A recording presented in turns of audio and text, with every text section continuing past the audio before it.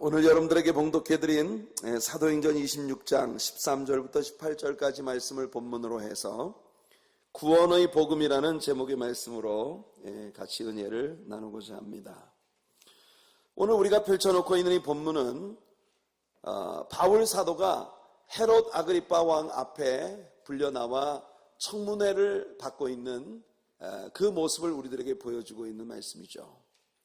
헤롯 아그리파 2세 앞에서 바울 사도는 하나님께서 자신을 어떻게 예수님의 종으로 부르셨는지를 이야기합니다. 이미 우리는 사도행전 9장에 나타난 누가의 이야기를 통해 바울 사도가 예수님을 만나게 된 그 객관적인 묘사를 우리가 이미 배웠고요. 그리고 이미 우리가 배운 대로 벨릭스라고 하는 총독 앞에서 다시 한번 바울 사도는 자신이 우리 주님을 만난 그 만남의 현장에 대해 설명하는 것을 보았습니다. 물론 그 이전에도 안토니오 요새로 올라가는 계단 위에 서서 그 성난 폭도로 변해가고 있는 유대인들을 향해 자신을 회심시켜 주신 우리 주님과의 만남, 다메섹으로 가던 길에서 벌어진 사건에 대한 이야기를 했던 것을 이미 한 번 더 들었습니다. 그러니까 벌써 누가복음 안에서 바울이 예수님을 만나고 회심을 할 뿐 아니라 그리스도의 사도로 변화되어진 이 광경에 대해서 설명을 하고 있는 다각도의 설명들을 우리는 이미 본 것입니다. 그 가운데에서도 오늘 이 본문 가운데서는 다른 곳에서 바울이 들려주지 않은 다른 이야기를 우리는 몇 가지를 발견하게 되는데요. 이때가 정오, midday, 그러니까 여러분 한번 생각해 보세요. 하이눈입니다. 하이눈. 장렬하는 태양이 눈이 부셔서 눈을 뜰 수 없을 정도로 그렇게 모든 천지를 환하게 비치는 그런 그 광야 사막에서의 태양 아래에서 그 하이눈 타임에 그 태양이 빛을 잃을 정도로 더욱 강렬한 빛을 바울이 보았다고 말하고 있는 것이에요. 해보다 더 밝은 빛이 나와 내 동행을 둘러 비췄다. 그것이 예수님과의 만남의 강렬한 장면입니다. 제가 바라기는 우리 하나님의 교회 성도님들 가운데 인생을 살면서 한 번은 우리 예수님과 그런 마주침을 만날 수 있는 여러분들이 되시기를 예수님 이름으로 축복해드립니다.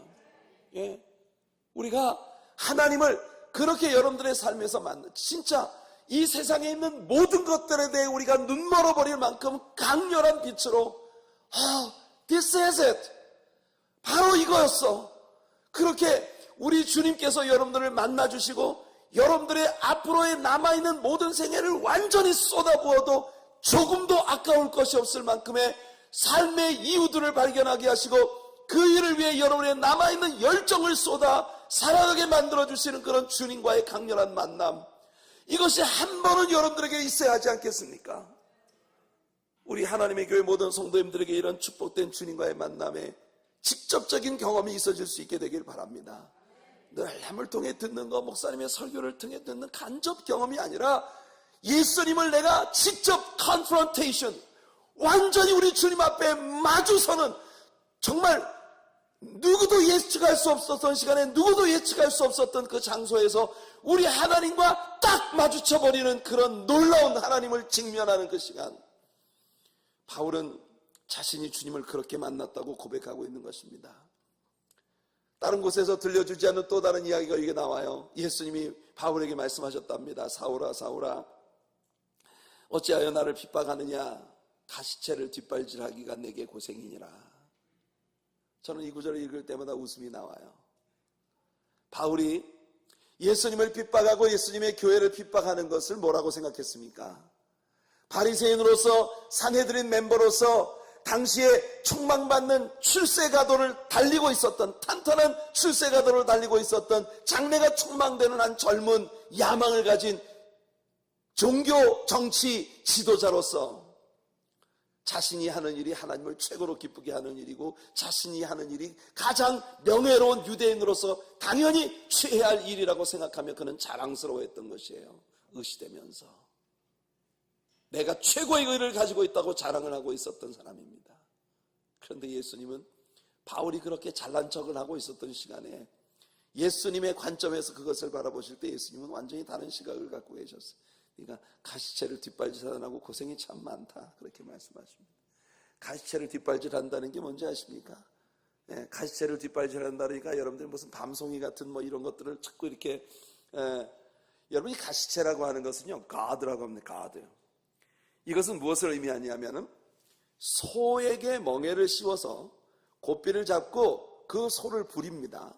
그럴 때 그 소의 뒤에 땅을 파는 쟁기를 끌게 만들죠.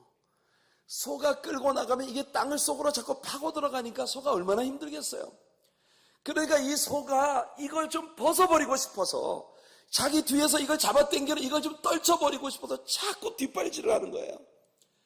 그러니까 이 소가 뒷발질 할 때마다 흙이 막 농부의 뒤로 그 소를 부리고 있는 농부의 얼굴에 막 튀고, 논을 갈 때는 막 그 물 묻은 진흙이 막 얼굴로 튀고 할 거 아니겠습니까?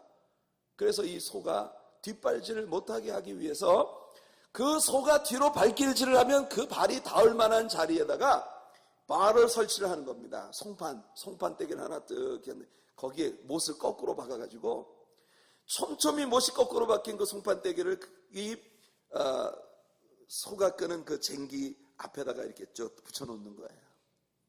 소가 뒷발질을 하면 뒷발질 할 때마다 그 못이 거꾸로 박혀있는 그 판에 발이 가서 찍히니까 이거 얼마나 아프겠어요. 그러니까 이 소가 체념하는 거죠. 그래서 열심히 일에 집중을 하게 되는 것입니다.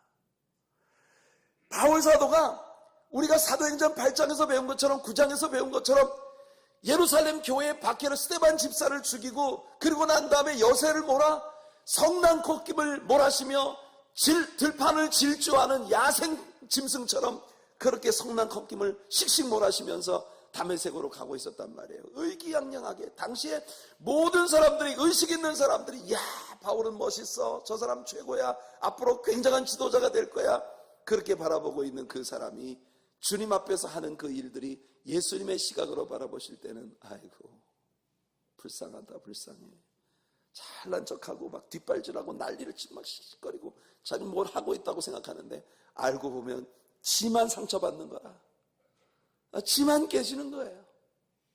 여러분, 일찍 체념하는 게 은혜입니다.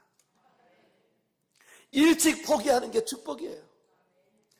진정한 예수님과의 만남을 통해 여러분들이 의시되면 내가 뭔가를 할 수 있다고 믿었던 내 자아를 가지고 자아를 신뢰하고 자아를 의지하고 자아를 자랑하며 나갔던 여러분들이 예수님 밖에서의 지난 모든 삶을 우리 예수님과의 만남으로 인하여 완전히 내놓고 뒤돌아보면 내가 지금까지 쇼를 했어.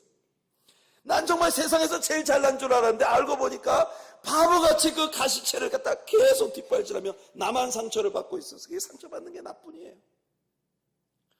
우리 하나님의 교회 성도님들 중에 아무도 이런 식의 신앙생활을 하시는 분들이 없기를 바라요.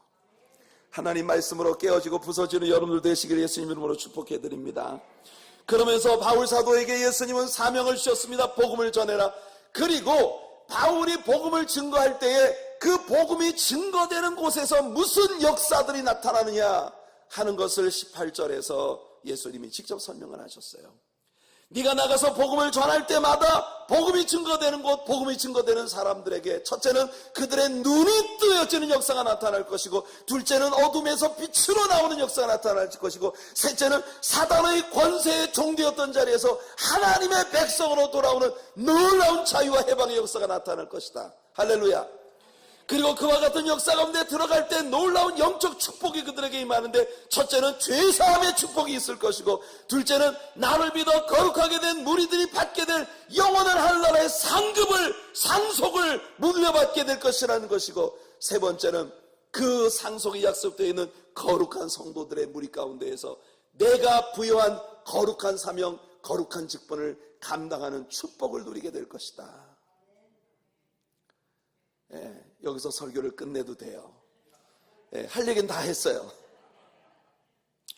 제가 설교를 너무 일찍 끝나면 여러분들이 너무 서운하실까봐 제가 이제 살을 조금 붙이도록 하겠습니다. 지금 이 스토리 라인이 오늘 제 설교의 전부예요.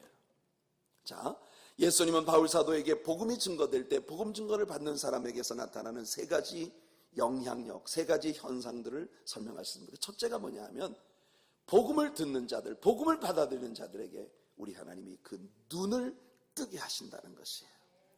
오늘 아침 이 말씀을 듣는 여러분들 모두에게 하나님이 눈을 띄워주시는 역사가 있기를 축복합니다.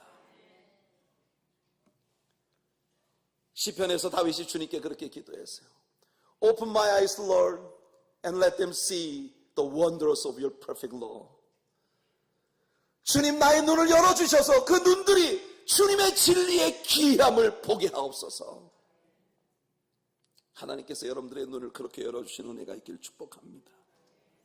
여기서 눈을 뜨게 한다는 건 물론 영적인 눈을 의미하는 것이죠. 이 말씀은 역설적인 표현입니다. 복음을 들을 때 비로소 눈이 열리게 된다는 건 복음을 듣기 전에는 다 눈 멀었다는 뜻입니다. 영적으로 뻔히 두 눈을 뜨고 있는데 모든 것을 보고 있는데, 그런데 알고 보니 영적으로는 눈먼 자들이라는 거예요. 복음에 눈 뜨기 전엔 우리 모두 맹인들입니다. 바울은 이 영적인 눈멀음에 대해서 이렇게 설명합니다. 고린도후서 4장 4절에 그 중에 이 세상 신이 믿지 아니하는 자들의 마음을 혼미케 하여 그리스도의 영광의 복음의 광채가 비치지 못하게 하매니, 빛이 비치지 못하도록 가려 있으니까 흑암이죠. 그리스도는 하나님의 형상이니라. 하나님의 형상이신 그리스도를 볼 수 없도록 캄캄한 어두움에 눈먼 자들이 되어버리고 말았다는 것입니다. 에베소 4장 18절에서 저희 총명이 어두워지고 저희 가운데 있는 무지함과 저희 마음이 굳어짐으로 말미암아 하나님의 생명에서 떠나 있도다. 그다음에 우리 하나님에 대해 눈멀었기 때문에 총명이 없어지고 지식이 없어지고 무지함과 마음이 딱딱하게 굳어짐으로 말미암아 하나님의 생명으로부터 떠나 있다. 영원한 사망에 처한 자가 되었다는 것이에요. 영적으로 눈을 뜬다는 게 얼마나 중요한 일입니까? 죄는 사람으로 하여금 이와 같이 하나님에 대하여 눈먼 자가 되게 만드는 것이에요. 그뿐 아니라 이 죄는 하나님에 대해 눈멀었을 뿐 아니라 자기 자신의 진상을 정직하고 확실하게 볼 수 없도록 눈멀게 하는 것입니다. 죄 가운데 빠진 사람을 보면 참 신기합니다. 주변에 있는 모든 사람들이 저 사람 안 돼, 저 사람 돌아올 수 없는 다리를 이미 건넜어. 모든 주변에 있는 사람이 그렇게 볼 수 있단 말이에요. 그런데 그 사람 자신은요, 몰라요. 자신만 몰라요. 알코올 중독에 빠져서 엉망진창이 되어가면서도 이 사람은 말합니다. 내가 알코올에 조금 프로블럼이 있지만 걱정 없어. 내가 누군데? 나는 언제라도 마음만 먹으면 바로 끊어버릴 수 있어. 그렇게 스스로에게 속는 거예요. 이미 자신은 돌아올 수 없는 다리를 건너버렸어요. 마약에 중독이 돼서 완전히 맨정신으로 살 수 없는 폐인이 되어가고 있는데, 주변에 있는 모든 사람들이 그게 눈에 보이는데 그 사람 자신만 자신을 보지 못한다는 것이에요. 죄는 하나님을 볼 수 없게 하고 자신을 볼 수 없게 하고 뿐만 아니라 하나님의 심판에 대해서도 눈멀게 합니다. 사람들은 죽으면 모든 게 끝이라고 생각하죠. 까짓것 죽으면 그만이지 뭐. 와우, 죽으면 그만이 아닙니다. 절대로 죽으면 그만이 아닙니다. 인생에게 있어서 죽음은 영원한 것의 시작이에요. 히브리서 9장 27절은 우리에게 이렇게 증거합니다. 한 번 죽는 것은 사람에게 정하신 것이요 그 후에는 심판이 있으리니. 죽음이라고 하는 순간은 영원한 것을 결정짓기 위한 트랜지션, 변화의 시간입니다. 죄 가운데 사는 사람은 눈먼 자가 되어 어둠 가운데 행하기 때문에 여기 부딪히고 저기 충돌하고 여기 찢겨지고 온 몸과 삶이 상처투성입니다. 죄 가운데 사는 사람들을 보세요. 가정이 깨어지고 자신이 부서지고 모든 자신이 속한 커뮤니티에서 사람들에게 손가락질 당하고 고립되고 마음은 갈래갈래 찢겨지고 생의 모든 소중한 가치를 지닌 것들을 다 잃어버리고 살고 있는 것이에요. 그렇게 서서히 자신이 영원한 흑암, 영원한 지옥 가운데로 걸어 들어가고 있다는 사실을 그를 바라보는 주변의 모든 사람이 아는데 자신만 모르는 것이에요. 복음은 그렇게 죄로 인하여 먼 눈을 열어주는 능력이 있습니다. 만약 여러분의 눈이 하나님의 진리에 대해 열려지면 먼저 자기 자신의 진상에 대해서 정확하게 보게 되는 것이에요. 쉽게 말해서 하나님과 그 아들 예수 그리스도의 빛 가운데 서 있는 자신을 보는 것입니다.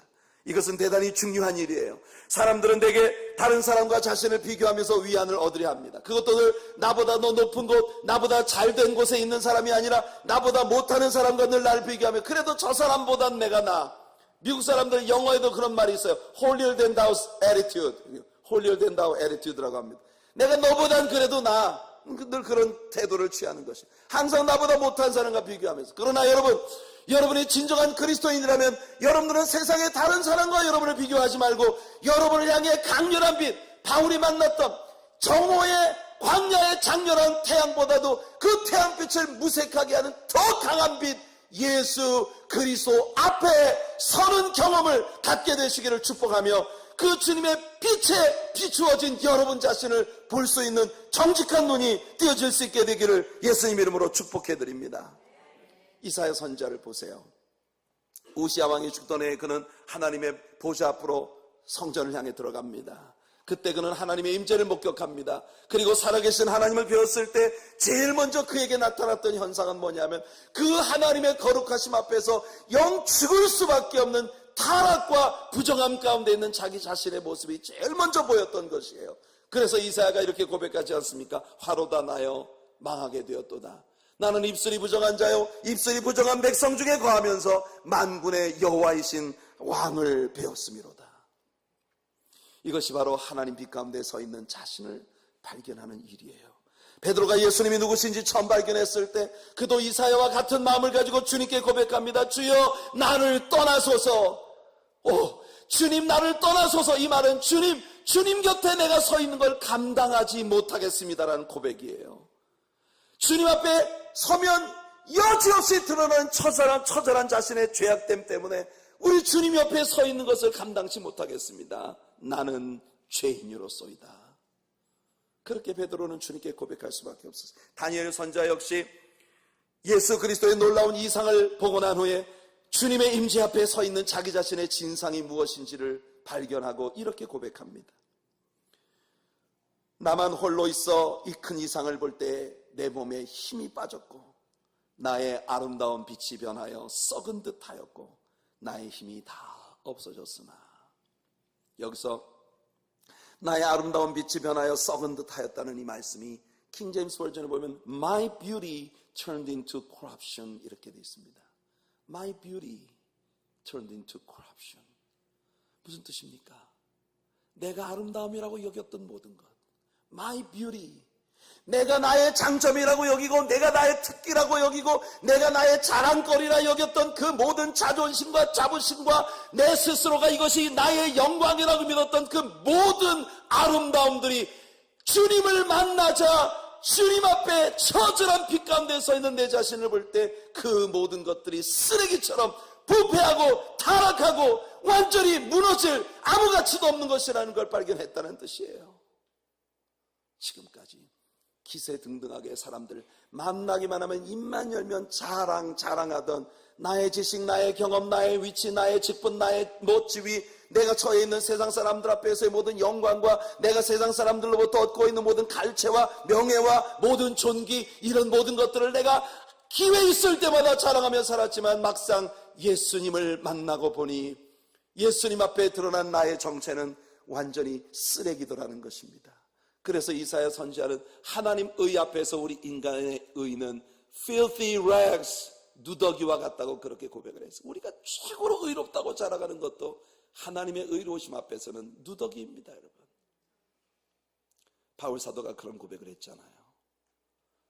과거에 그가 그토록 자랑스러워했었던 모든 것들, 내가 정통 유대인이고 내가 히브리인 중에 히브리인이고 베냐민 지파에 속한, 특히나 베냐민 지파 출신으로 이스라엘의 초대 임금이었던 사울 왕과 같은 이름을 가지고 있는, 같은 베냐민 지파 출신의 같은 이름을 가진 Saul, I am King Saul, 큰 자라고 하는 의미를 가진 그 이름에 바울은 자랑스러워했던 것이에요. 그리고 그는 실로 큰 자가 되기 위한 출세의 탄탄대도를 달리고 있었던 것입니다. 바리새파 사람으로서 율법의 열심으로 말하면 어디 교회가 가면 고개를 쳐들어 세상에서 누구보다 의롭다고 스스로 주장했던 그런 사람이에요. 그리고 기독교를 핍박하고 교회를 이 땅에서 쓸어버리는 것이 하나님을 기쁘시게 하는 일이고 자신을 최고로 명예롭게 하는 일이라고 믿고 그렇게 씩씩거리며 달려갔던 것입니다. 그러나 그가 막상 예수님을 만나자 지금까지 자신이 자랑했었던 그 모든 all his beauties, they were corrupted things. 완전 부패한 쓰레기. 바울사도 뭐라고 고백합니다. 알고 보니까 다 똥이더라고요. 내가 과거에 자랑했던 그 모든 것들을 나는 이제 배설물로 여긴다고 말합니다. 알고 보니 내가 잘났다고 뻐기고 자랑하고 막 했는데 그냥 온몸에 똥칠을 하고 잘난 척하고 다니고 있었다는 것이에요. 죄송합니다. 이런 적나라한 표현을 써서 되도록 삼가도록 하겠습니다. 그러나 여러분, 바울사도 고백하고 있는 그 고백이 그렇게 적나라했어요. 그 모든 자랑스럽고 명예로 여겼던 모든 것들이 알고 보니까 완전히 콜랍션.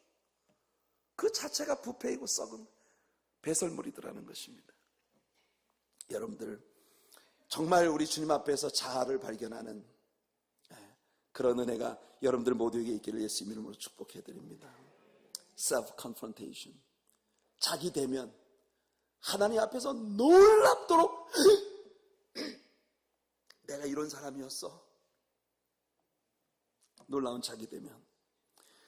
이렇게 우리 생애에서 성령께서 하시는 구원의 복음을 통해 하시는 첫 번째 일은 하나님의 진리에 대해 우리의 눈을 열어주시는 것이에요. 그래서 하나님을 보고 자신의 진상을 보게 하는 것입니다. 그렇게 되었을 때 자연히 따라오는 복음이 주는 두 번째 효과는 뭐냐 하면 사람을 어둠에서 빛으로 나아가게 하는 것이에요.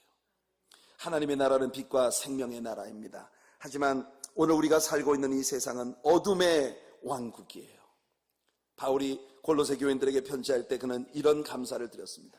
골로새 1장 12절로 14절을 보니까 우리로 하여금 빛 가운데에서 성도의 기업의 부분을 얻기에 합당하게 하신 아버지께 감사하게 하시길 원하노라. 그가 우리를 흑암의 권세에서 건져내사 그의 사랑의 아들의 나라로 옮기셨으니 그 아들 안에서 우리가 구속 곧 죄사함을 얻었도다. 우리는 흑암으로 가득한 오늘의 세계에서 등골이 오싹해지는 공포를 자주 느낍니다. 도대체 이 땅에서 벌어지고 있는 일들이 이게 대체 사람들의 세계에서 벌어지는 일인지 동물의 왕국에서 벌어지는 일인지 분간이 안 갑니다. 여러분, 때때로 내셔널 지오그래피 채널에 나오는 동물의 왕국들의 이야기들을 한번 보세요. 차라리 그들 속에는요, 하나님이 주신 본능 속에 아직도 남아있는 아름다움과 그리고 질서가 있습니다.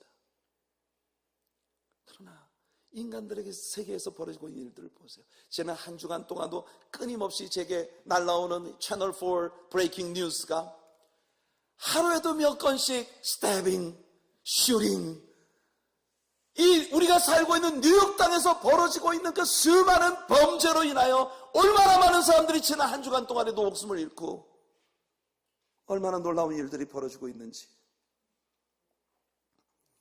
우리의 조국인 한국에서 전해지는 소식들을 보십시오. 이게 사람의 세계에서 벌어지는 일들입니까? 아비가 자신의 친딸을 10수년 동안을 성폭행하고 가두어 두고 있었던 사건들. 여러분, 오늘 우리가 살고 있는 이 세상은 흑암천지입니다. 대체 빛이 어디인지, 빛이 무엇인지 인간들은 알지 못하는 처절한 어둠 속에서 몸부림치고 있는 것이에요. 바울은 예수님을 통해서 그리고 그의 복음을 통해서 이 깊은 어두움 가운데 있는 사람들을 빛 가운데로 돌아오게 하도록 부르심을 받은 것입니다. 이것이 또한 오늘 우리가 이곳에 있는 우리들 모두의 사명이라는 사실을 직시해야 하는 것입니다.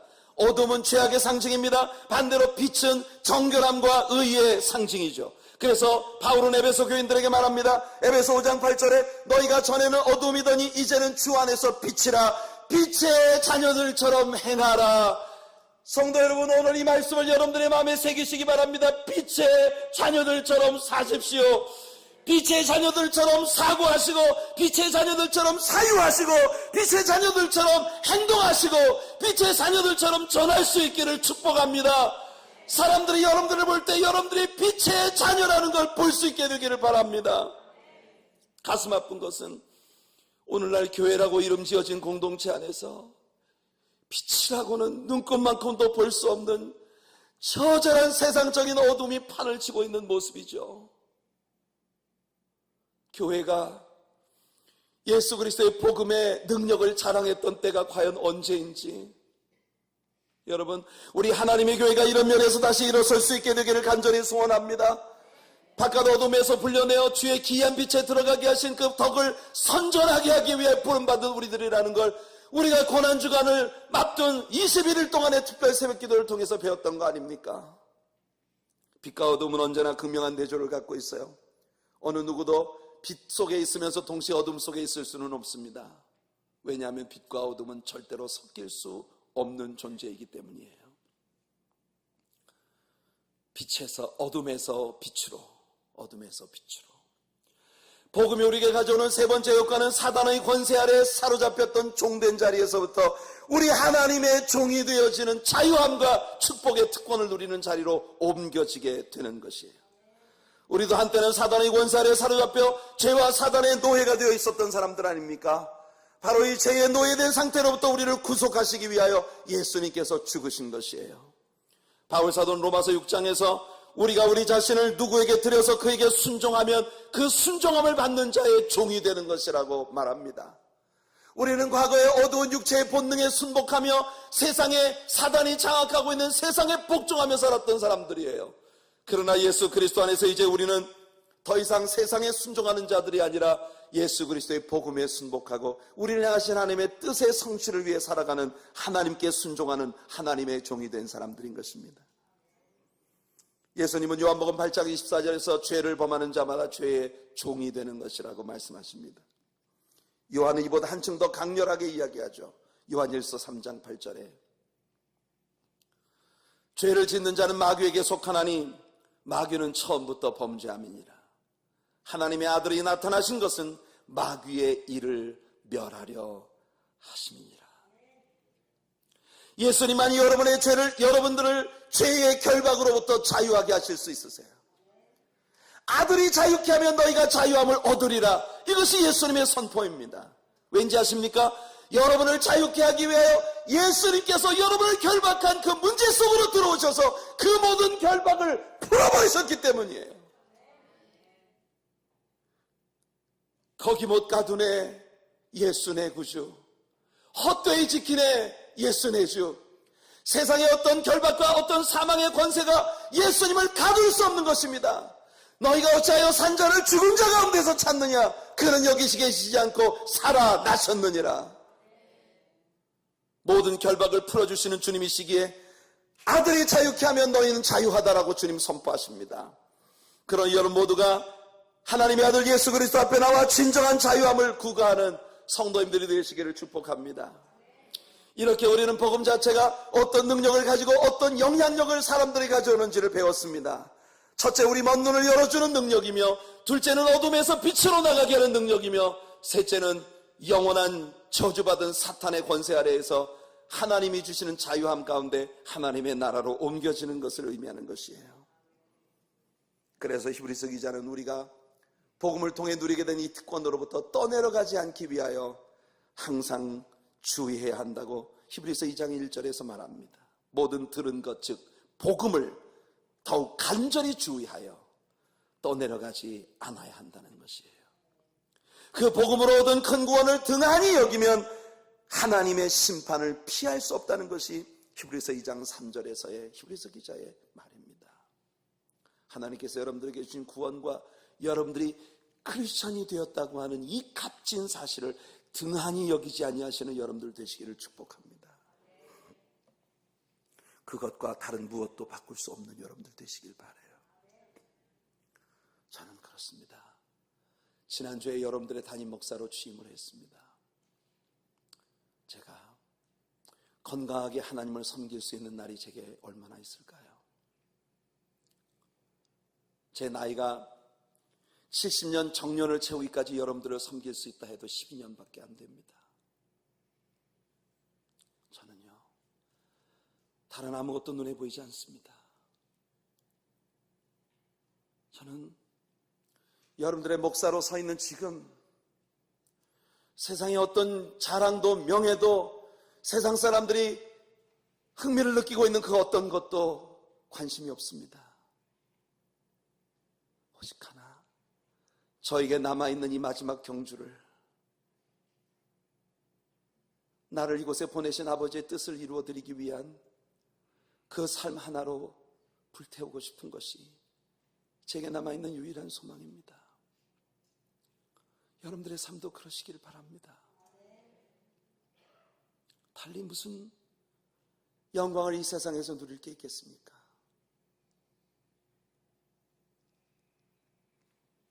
여러분, 이런 복음에 우리가 들어가 사단의 종되었던 자리로부터 예수 그리스도의 종이 되어질 때에 이 복음이 우리에게 가져다 주는 놀라운 축복을 예수님이 바울에게 직접 말씀하셨어요.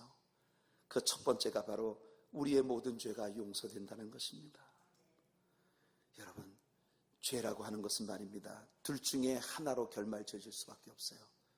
용서되든지 아니면 죄값을 치르게 되든지. 그 이외에 다른 어떤 방법으로도 죄는 해결되지 않습니다. 죄는 둘 중 하나예요. 용서받든지 아니면 죄값을 치르게 되든지.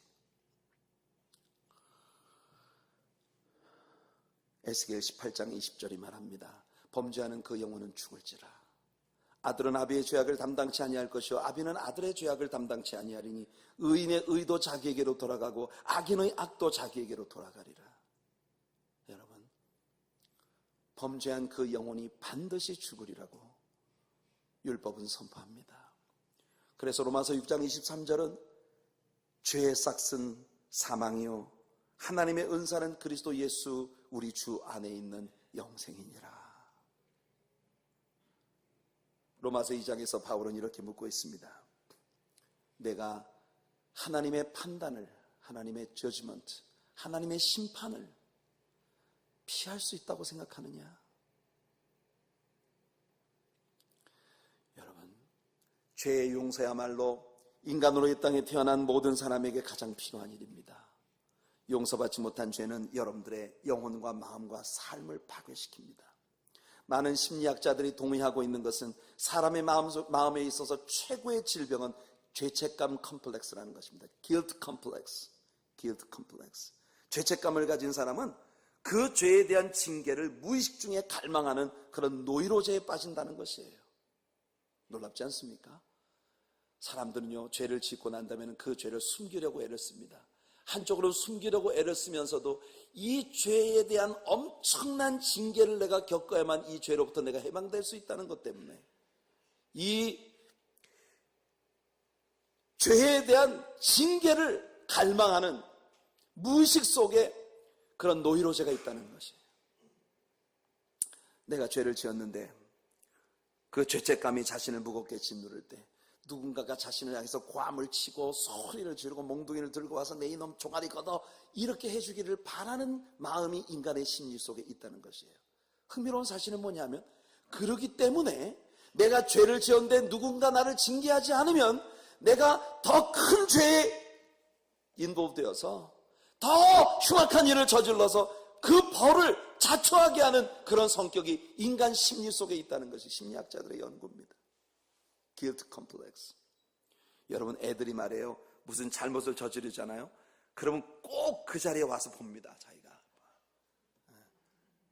사람들이 자기가 뭐 엄마가 밖에 나가 계시는 동안에 뭐 잘못을 저질렀잖아요. 엄마가 돌아오면 이 아이는 계속 눈치를 봅니다. 눈치를 보는 게 뭐냐면 sooner or later 저 엄마가 막 나한테 막 고함을 치고 막 회초리를 들고 너 일로 와 이놈 시키 이렇게 하기를 바라고 있는 거예요. 마음속에. 그게 guilt complex입니다. 심리학자들은 우리들 모두에게 이고와 슈퍼 이고의 싸움이 늘 있다고 이야기합니다. 이고라고 하는 건 자아예요. 현실적인 내 자신입니다.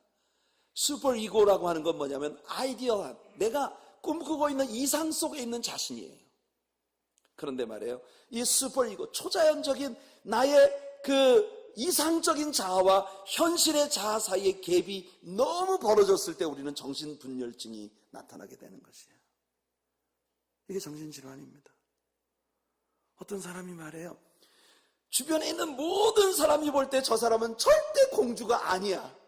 근데 자기는 타고난 공주라고 스스로 믿고 있는 것이에요. 언제나 공주 거울을 들여다보고 언제나 늘 자신이 공주처럼 나는 지금 유리성 안에 있는 신데렐라, 일렐라, 늘 그렇게 하면서 살고 있는 모습을 볼 때 여러분 그 현상이 점점 심해질수록 이 사람은 비정상적인 행동들을 저지르기 시작하는 슈퍼 이고와 이고 사이의 갭이 점점 벌어질수록 이 사람은 비극적인 삶을 살게 된다는 것이에요. 그러나 슈퍼 이고와 이고가 점점 가까운 곳에 있어 균형 잡힌 삶을 살 때 이 사람은 진정한 행복을 소유한 사람이 될 수 있다는 것이죠. 여러분, 예수님의 복음 안에서 여러분들의 지난 죄가 다 용서함을 받았다는 큰 감동과 감격이 여러분들을 행복자가 되게 만들어주는 은혜가 있기를 바랍니다.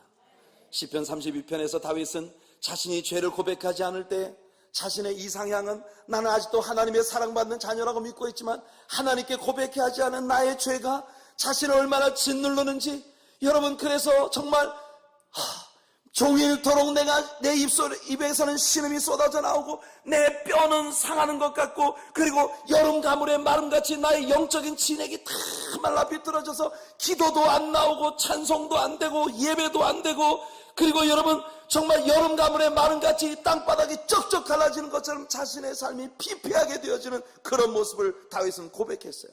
그러나 다윗은 말합니다. 내가 내 죄를 주님께 자백하리라 하고 주님께 나와 자신의 죄를 고백하는 그 순간 우리 주님께서 그의 모든 죄를 다 용서하시고 구원의 노래로 자신의 영혼을 채워주시더라는 것입니다.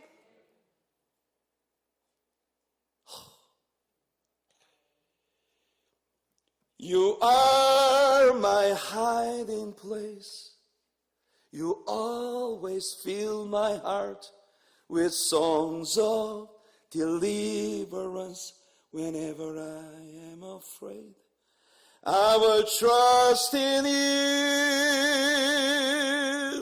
I will trust in you. Let the weak say I am strong in the strength of your love. I will trust in you. 제가 노래를 조금만 더 잘했으면 세상이 바뀌었을 건데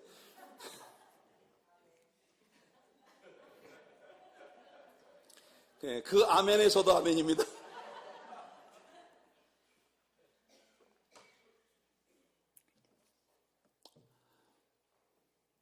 주님은 나의 은신처가 되십니다.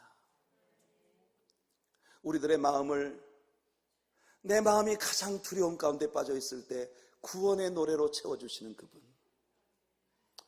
주님을 의지하리, 주님을 신뢰하리, 주님을 믿는 것밖에 우리에겐 초이스가 없어요. 그 길이 여러분들에게 진정한 자유함을 가져다 주는 유일한 길이기 때문에 그래서 다윗은 고백하는 거예요. 그 허물의 사함을 받고 그 죄의 용서함을 받은 자는 복이 있도다. 그 복이 있도다라고 하는 말이 Happy is the man, 그런 뜻입니다. Happy is the man, 제 나오죠. Whose transgression is forgiven, whose sin is covered. 그의 모든 허물이 덮임을 받고 그 모든 죄가 용서함 받은 자는 행복자로다. 오늘 하나님께서 여러분들을 그 복음 안에 있는 진정한 행복 가운데로 이끌어 가시는 은혜가 있기를 바랍니다. 요한 1서 1장 9절이 말합니다. 우리가 우리 죄를 자백하면 저는 미쁘시고 의로우사 우리의 죄를 사하시며 모든 불의에서 우리를 깨끗게 하실 것이라고. 우리는 때때로 어떤 죄를 다른 죄보다 크고 파렴치한 죄로 여깁니다. 사실은 하나님의 눈동자 앞에서 모든 죄는 다 똑같이 죄입니다. 주님이 오늘 여러분들에게 내 죄가 사함을 받았느니라 선포하시는 그 자유함을 주님께로부터 누리는 여러분 모두가 되기를 축복합니다. 이와 같이 죄의 용서함 받는다는 건 과거지사의 문제입니다. 지난날 저질렀던 내 모든 죄가 용서되었다고 하는 환희예요.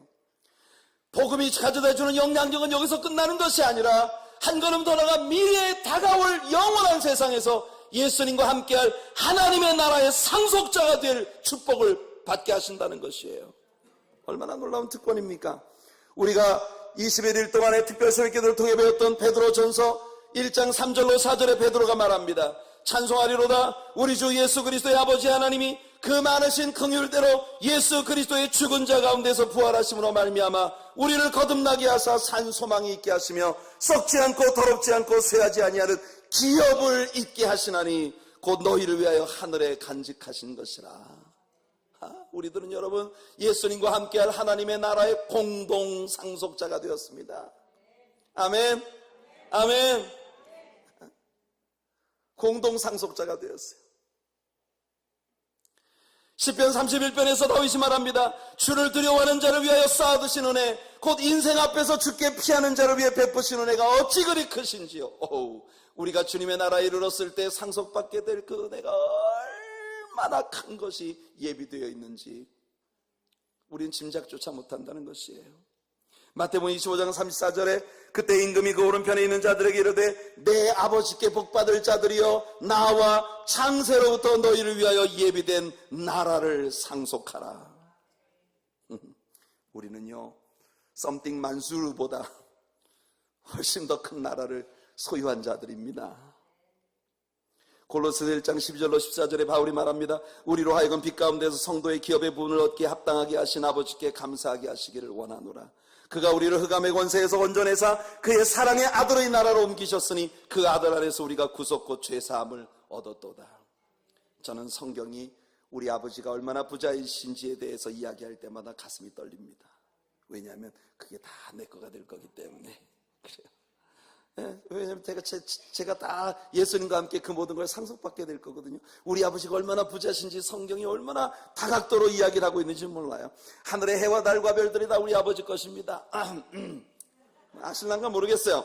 산과 바다와 그 가운데 있는 모든 것들이 다 우리 아버지 거예요. 나는 그의 아들입니다.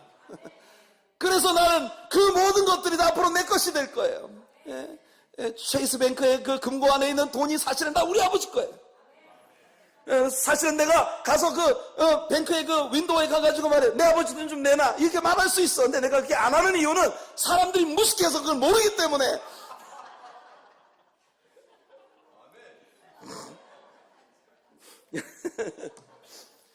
우리 김영섭 집사님하고 아침에 이제 오늘 성가대 총무가 안 계셔서 저 성가대 대장님이 안 계셔서 총무이신 우리 김영섭 집사님이 제 방으로 같이 예배를 드리러 오기 전에 오셨어요. 준비 기도를 하기 위해서 오셨는데 제가 1부 예배가 끝나고 난 다음에 오늘 1부 예배 끝난 후에 많은 분들이 저를 찾아오셔서 저와 같이 얘기를 나누고 하는 바람에 제가 딴 데 정신이 팔려갖고 있다가 2부 예배 시작될 때 딱 나오려고 하는데 보니까 제가 헌금을 안 썼더라고요. 체크를.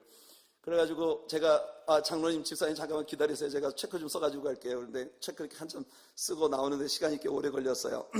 그래서 제가 농담으로 우리 김명섭 집사님 보고 그렇게 얘기했습니다. 내가 동그라미를 너무 많이 쓰느라고 시간이 오래 걸렸다고. 그랬더니 우리 김명섭 집사님이 제게 딱 바로 하시는 말씀이 썼다 지웠다 하느라고 오래 걸리셨죠.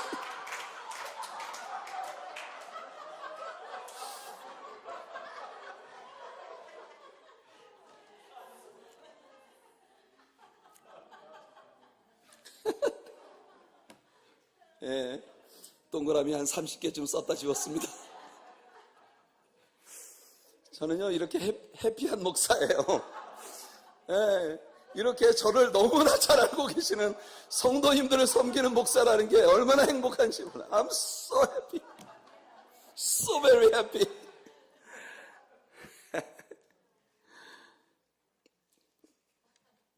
사실은 제가 클레임 할 수 있어요.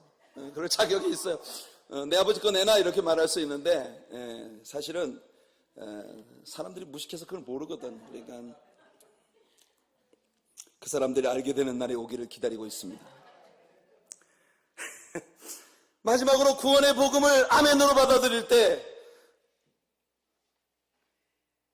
주님께서는 우리를 예수 그리스도를 믿음으로 말미암아 거룩하게 된 무리들 가운데 하나가 되게 하는 축복을 주신다는 것입니다. 거룩하게 됨, 성화라고 하는 것은요, sanctification. 이것은 곧 하나님의 특별하신 목적을 위해 따로 구별됨을 의미합니다. 그것이 우리들의 사명이고 그것이 우리들의 본질이에요. 이게 우리가 현재에 누리는 축복입니다. 우리는 다른 신을 절대 섬기지 않을 거예요. 여호와 이외에 어떤 보물도 우리는 보물로 여기지 않을 것입니다. 그것이 저와 여러분들의 정체성이 되길 바라요. 구질구질하게 살지 않았으면 좋겠습니다. 세상에서 남들 하는 거 흉내 내면서 좀 더 어떻게 세상 사람들이 즐거워하는 걸 좀 더 누려보고 싶어서 그렇게 기웃거리는 그런 우리들로 살지 않았으면 좋겠어요. 온 동네 청년들이 너도 나도 기웃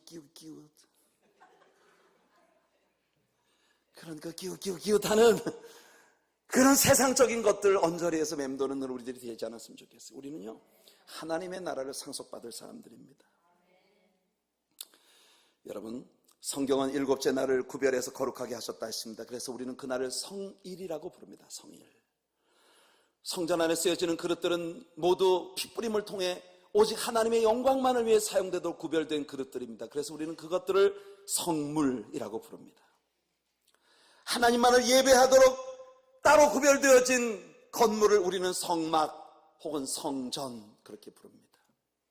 당연히 우리 주님의 영광을 위해 쓰임받도록 구별됨을 받은 하나님의 자녀들을 우리는 성도라 부릅니다.